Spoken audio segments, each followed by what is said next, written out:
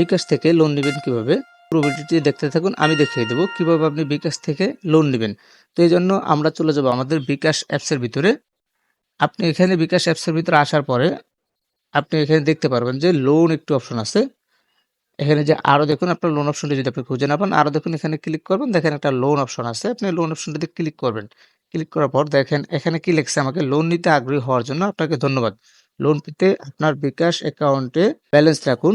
Payment ও add মানি সেবা বেশি ব্যবহার করুন। তো এখানে বোঝাচ্ছে যে আমাকে লোনটা দিবে না তারা। আমার অ্যাকাউন্টে পেমেন্ট এড মানি এগুলা বেশি করতে বলতেছে। কারণ আমার অ্যাকাউন্টেতে অনেকদিন যাবৎ তেমন ভালো একটা লেনদেন হয় না। এজন্য এটা বলছে। দেখেন আমি কিন্তু পূর্ববর্তীতে আ আগে অনেক লোন নিয়েছি। এখান থেকে এই পরিশোধ করা লোনে আমি ক্লিক করি।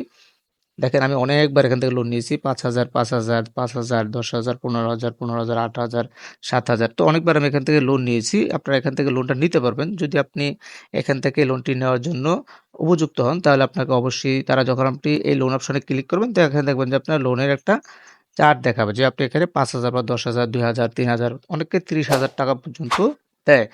তো আপনি এখানে আসলেই চার্টটা দেখতে পারবেন। তো যখন চার্টটা দেখবেন ওখানে আপনি এখানে দেখবেন যে নিতে চাই ক্লিক করলেই আপনি এখানে পাসওয়ার্ডটা চাইবে আপনার। তারা কিছু টার্মস অ্যান্ড কন্ডিশন দিবে। কন্ডিশনটা আপনি এখানে ওকে করে ওকে বলতে কিছু করার মানে জাস্ট টিক দিবেন। তারপর আপনি আপনার পাসওয়ার্ডটা দিলেই আপনাকে লোনটা তারা দিয়ে দিবে। তো আমি এখান থেকে অনেকবার লোন নিয়েছি। আপনিও ইচ্ছা করলে লোন নিতে পারবেন।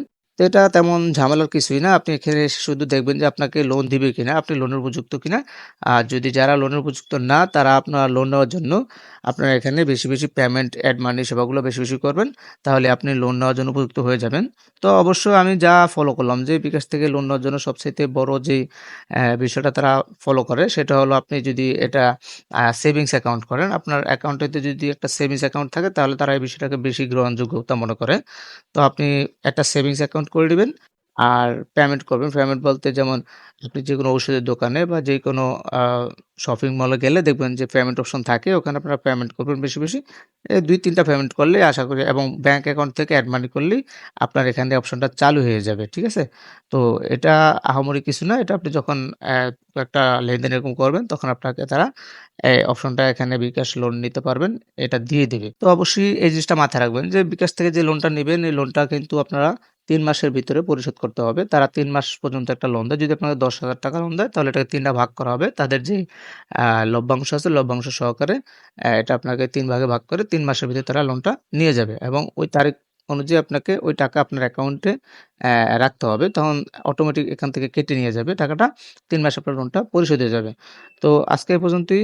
দেখা হবে পরবর্তী কোনো নতুন ভিডিও নিয়ে। যদি আমার ভিডিওটি ভালো লাগে তো অবশ্যই চ্যানেলটি সাবস্ক্রাইব করে রাখবেন। আর পাশে থাকা বেল আইকনটি আজকে এই পর্যন্তই। আসসালামু আলাইকুম।